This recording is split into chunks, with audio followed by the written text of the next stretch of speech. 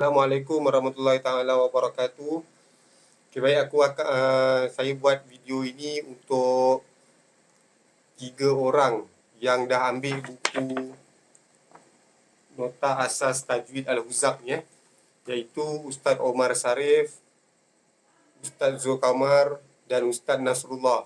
Okay, minta maaf, sebenarnya saya dah baru sempat untuk buat benda ni. Sepatutnya awal-awal dulu saya dah beritahu, saya dah kena buat dah, supaya orang yang ambil buku ni dia terus ada guide kan, dia boleh di-guide kan, dia tahu apa rujukan dia dan sebagainya.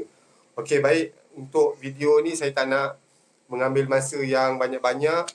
Okey, kita akan mulakan. Ini permulaan insya-Allah, nanti saya akan sambung lagi dan saya akan sikit. Okay, dan saya akan ambil dia punya formula je. Okey, saya akan beritahu, saya takkan ajar buku ni, tapi saya cuma nak bagi dia poin-poin penting ataupun dia punya formula-formula untuk gunakan buku ni untuk ajar orang apa yang kita perlukan, poin-poin dia. Okey, baik. Mula-mula saya akan mulakan dulu. Bismillahirrahmanirrahim. Kenapa saya menulis buku nota ni? Okey, muka surat pertama. Okay, sebab bagi saya susunannya teratur, ringkas dan padat, mudah untuk difahami oleh semua lapisan. Okay, lepas tu dalam masa yang singkat je dia dah boleh baca Quran sekali dengan tajwid. Okay, lepas tu 2 dalam 1, teori dan praktikal. Okay, lepas tu pemahaman tajwid yang sangat ringkas tapi lengkap, melahirkan individu yang mahir tajwid sesuai untuk keperluan masa kini. Sebab apa, saya punya anak murid kebanyakannya orang yang berkerjaya, pakcik-pakcik, makcik-makcik, orang yang bekerja, dia tak ada banyak masa, dia nak cepat je. Jadi ini sesuai. Kadang-kadang saya pergi dekat satu tempat, saya pergi kat satu, macam sebelum ni kita ajar dekat Jekyll. Maksudnya kita datang dekat kedai Jekyll tu, Jekyll di Seremban, kita datang lepak dekat surau dia belah atas. Lepas tu nanti pekerja dia akan bergilir-gilir naik sorang. Dia waktu kerja tu. Jadi saya punya pelajar kebanyakan dia macam tu. Jadi saya ambil yang paling ringkas dan padat sekali. Okey, lepas tu ini adalah cara yang mudah untuk saya memahami dan mengingati asas ilmu tajwid satu ketika dahulu. Dulu masa saya belajar kat madrasah, saya pun susah juga nak faham. Waktu tu kita pakai kitab Asal Uman tu, dia punya perkataan dia ada berbelit-belit sikit. Jadi macam mana saya nak faham, saya kena buat nota. Saya kena buat pula nota, conteng sana, conteng sini. Saya kecil-kecil lagi dunia skop dia tu. Okay, lepas tu yang ke-10, teori berkenaan makhraj dan sifat huruf yang ringkas, padat dan insya-Allah mudah difahami. Dekat belakang tu nanti untuk edisi yang ini, dekat belakang tu saya ada selitkan sikit makhraj huruf, sifat huruf yang mudah-mudah, simple. Okey, kita pergi ke muka surat yang kedua. Okey, pendahuluan. Bismillahirrahmanirrahim. Dengan nama Allah yang Maha Pengasih lagi Maha Penyayang. Okey, kalau boleh sebelum kita mulakan ajar kitab ni, ajar buku ni, bacalah dia punya kata-kata pendahuluan tu. Kurang-kurang orang tahu siapa yang buat buku ni.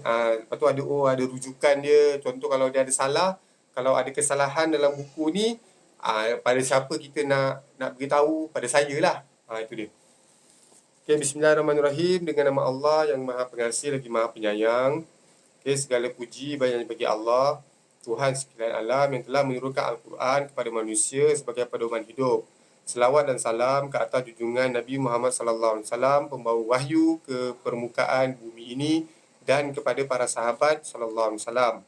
Dengan izin Allah dan dengan kebesaran yang ada pada guru-guru saya terdahulu, maka saya telah diberi taufik untuk menulis buku Al-Huzaq, buku nota asas tajwid ringkas, padat dan mudah ini untuk edisi yang keempat. Ini edisi yang keempat.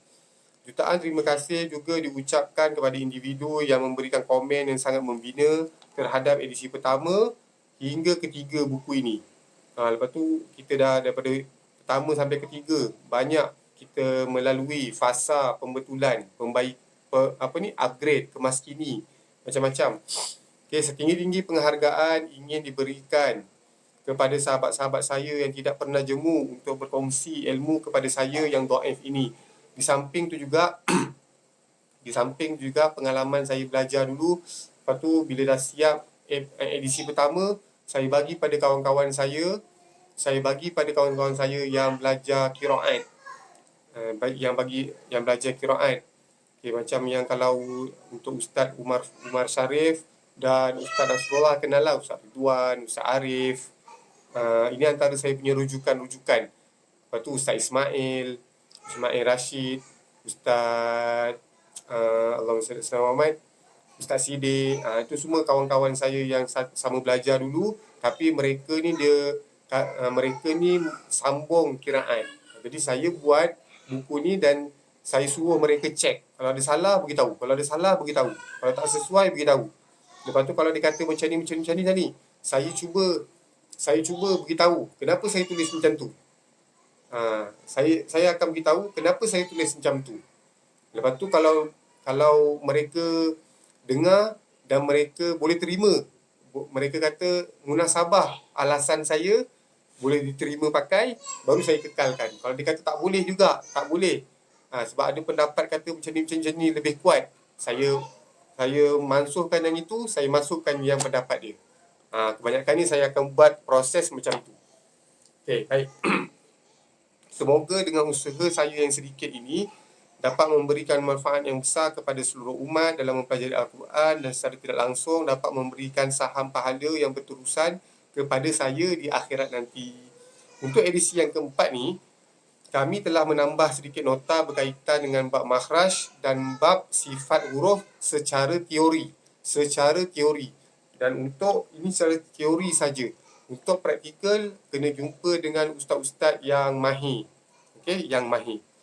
Tidak dapat tidak, untuk mempraktikkan sebutan huruf bagi yang tepat dan sahih, hendaklah bertalaki dengan guru yang mursyid. Okey, baik. Edisi yang pertama masa 2014, edisi yang kedua 2015, edisi yang ketiga 2017, dan edisi yang terkini, edisi yang keempat adalah 2019.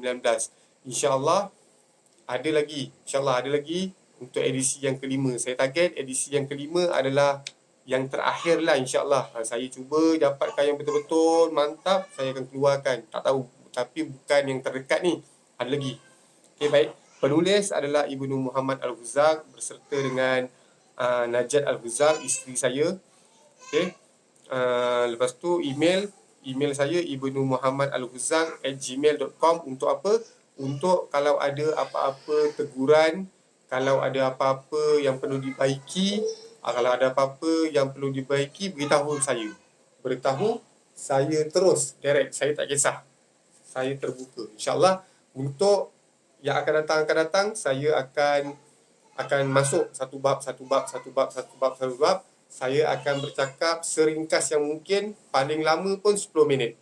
Okey, yang ni 8 minit 30 saat. Okey. Assalamualaikum.